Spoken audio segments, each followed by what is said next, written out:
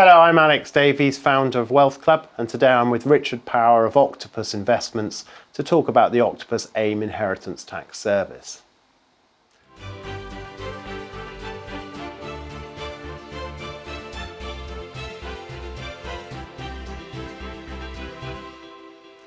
Hello, Richard. Hi, Alex. Good to see you here today. Firstly, just tell us what the Octopus AIM Inheritance Tax Service is and how it can benefit investors. Yes, thank you. It's got two key objectives, the service. One is to provide capital growth. Small companies grow their profits faster than very, very large companies that you find in the FTSE 100. So over the longer term, they tend to deliver that superior performance. So we are looking for progressive growing companies. The second objective, of course, is to qualify for business relief. Certain companies on AIM qualify for business relief. This was introduced when AIM was created in 1995 to create that pool of long-term scale-up capital for these companies that are really going to be contributing to employment growth and GDP growth over the longer term. We need to do a bit of a review on what activities will qualify. So not all sectors on AIM do qualify for business relief. So we do quite an extensive review process and indeed get PwC to do an external review process to ensure that all those companies are meeting that secondary objective as well. Right, and just for those who aren't familiar with Octopus, tell me about Octopus and also your own experience and history at Octopus. Well, Octopus was founded in 2000 and it's built a market-leading position in a lot of tax-based investment products such as venture capital trusts, enterprise investment schemes and the market leader in business relief as well.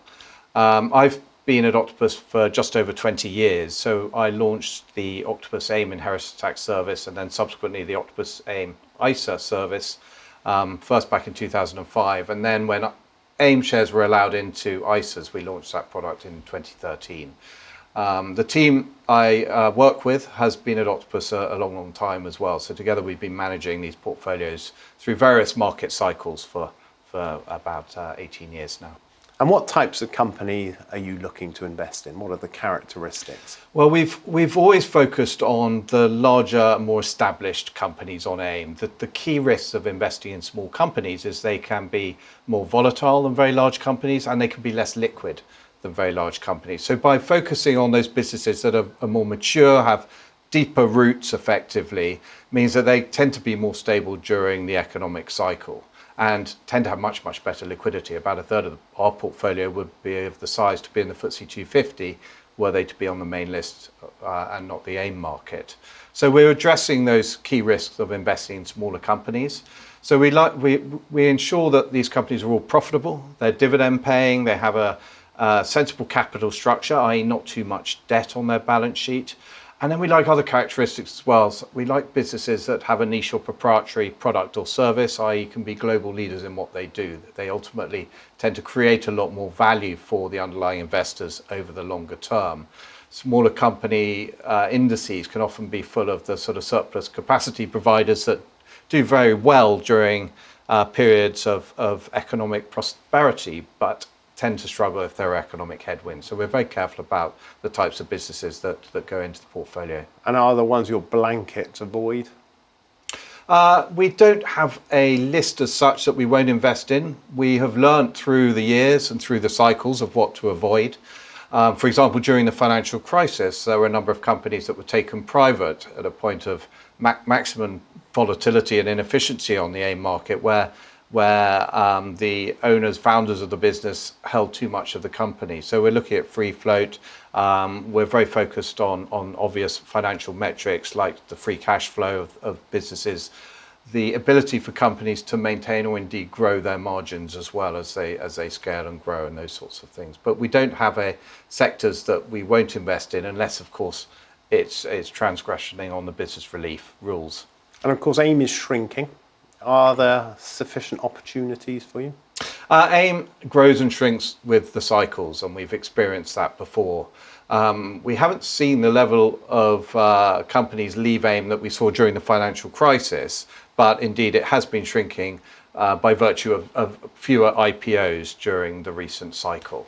Obviously, with interest rates increasing, the speed at which they did, and to the extent they did, there was a sell-off of risk assets, which included small growth companies. And with those outflows, it has not been a good environment to IPO new businesses on AIM. But we're very confident that will change once we see market sentiment shift back towards risk assets again. We're very aware of many companies that are hoping and looking to IPO when the conditions improve, which should see the number of companies on AIM increase again. And have you made any recent new investments, and if so, what are they? Yeah, we're always looking out for new investments. One of the more recent ones we've added this year is a CRO business called hVivo. They do human challenge trials for very large pharmaceutical companies, and are the global leader in delivering this service. It's a growth market. The UK is leading the charge on that. It's ahead of the US as far as the use of human challenge trials, although interestingly regulators are seeing the benefits and promoting them to pharmaceutical businesses. And for the clients, it saves time and ultimately therefore money in what is a very long and expensive process of bringing new drugs to market. They're focused on respiratory disease. So they have a famous flu camp where paid volunteers come and get tested on new, say, flu viruses each season to ensure that they're effective. So it's a company we've been invested in previously through another mandate, through our microcap fund, and we reinvested again at the end of last year, and we've just introduced it to the business relief portfolios now that the company seems to be on quite an exciting growth trajectory. Okay, and what about some long-established companies you've had in the portfolio? Do you want to talk to me about them? Well, there are two that have been there from the very start, since we launched the service back in January 2005. And they've been having contrasting success in the recent cycle, actually, in the recent downturn the last 2 or 3 years. One that's continued to do very well, and share prices continue to do very well, is called Renew Holdings. It's an engineering services business, but it's very focused on essential UK infrastructure. So it doesn't rely on project work that can come and go. And when I say key infrastructure, it tends to be transport, so rail, highways, environmental, so water, flood alleviation, and energy. It's got a very strong position in the nuclear decommissioning market as well. And it's been very, very reliable in just compounding those profits over the 20 years or so we've owned the shares. Profits gone from about 3 million back in 2005 to 70 million expected this year, with revenues over 1 billion. And I think the market's waking up to the consistency and delivery, and actually all their own markets need significant more investment, as we're all aware. By contrast, another that's been in the portfolio and gone through an incredible growth trajectory is RWS Holdings, which is a B2B provider of translation and localization services. Profits were around 5 million in 2005. They're over 120 million today. So it's been a fantastic journey it's gone on. However, the shares have quite heavily derated in the last 2 or 3 years, really over concerns around the ongoing growth potential of the business. A number of companies have seen their share prices impacted, where the market fears that AI might come in and take some of their market. Our view is that companies like RWS have been at the forefront of AI, developing AI tools for many, many years. And their customers, who are the largest global tech, biotech, industrial companies in the world, are not going to suddenly use AI. They need tools with which to improve their margin, improve their efficiency, and speed up what they're trying to achieve. And RWS, I think, is going to be a beneficiary and a winner at delivering tools for their customers to achieve that, and indeed ensure that they maintain, if not improve, their own margins as well. So we've remained holders of the shares, even though they've been derated quite heavily, and believe that they've returned to growth next year after a flat profit performance in 2024. We'll see the shares re-rate again back to where we expect them to be trading. And how often do you sell a stock, and what will make you sell a stock?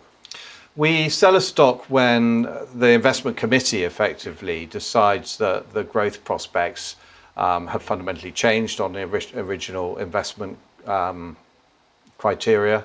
Often markets can change on businesses, the competitive landscape can change, the regulatory environment around businesses can change, often outside the company's control. So we're always reviewing businesses, trying to understand how a company can double its profits over the next 3 to 5 years, doing what it's doing today. And so that's the test that we give ourselves. And if that happens, then we'll look to sort of move a business on. Just recently, the turnover in the portfolio has been driven by M&A, by either trade buyers or private equity buyers who have recognized that in the current market cycle, a lot of very valuable growth companies are trading at significant discounts to where companies are in the private markets. And so we have seen, I think, 5 of our businesses get taken over within the last 2 years or so, which has been frustrating because we consider the longer term growth prospects to be much better than the short term bid valuations that are coming at us at the moment. And obviously your fund, your service is very big, so is it a problem selling some stocks? We've rotated as we've needed to without any issues. The last company we sold out of the portfolio wasn't this year, it was last year. It was a company called Alliance Pharma, which we traded out of and into others. And recent bids include Ergomed, Mattioli Woods, Alpha Financial, and most recently Keyword Studios, which have all been bid for in the last few years. And we've needed to rotate into other holdings as required, so it hasn't been an issue. And how risky is investing in AIM? Well, AIM is an index for small growth companies, and the reason that the government extends tax reliefs like venture capital, trust reliefs, EIS, and indeed business relief is to provide the companies with this scale-up capital. Our job is to try and manage and mitigate that risk as much as we can, which is why we invest in those profitable, more established companies. But stock markets have cycles, that's always guaranteed. And so you will see the value of your portfolio move up and down. And I think it's really important that investors understand that and have the risk tolerance of that. Our typical investors tend to be quite experienced stock market investors, and so have had some experience of that before. But that's an important thing for investors to consider. And where, in your view, are we in the cycle now? Is it a good time? Well, we think it's a very exciting time. We think the AIM market, smaller companies, small growth companies generally have been trading well below what we consider fair value for the last 2 years or so. We saw quite a sell-off in 2021, and that's continued. We saw the market bottom out in October 2023. But if you look across our portfolio, the portfolio in general is trading 40% below where we see the 5-year average multiples that the companies should be trading at. So that's the sort of discount that quoted AIM companies are trading at the moment. And across the portfolio, you'll see average 15% earnings growth. So, over the next 3 to 5 years, you combine the re-rating and the earnings growth, then there's potential for quite exciting returns. But it has certainly been a very frustrating few years for a lot of investors in the AIM market. And finally, Richard, if someone's looking to shield their money from inheritance tax using an AIM service, why should they choose Octopus? Well, there's a number of providers out there, as you well know, Alex. We've been doing it for 18 years now. We've been applying the same approach for that period with the same team for that period of time.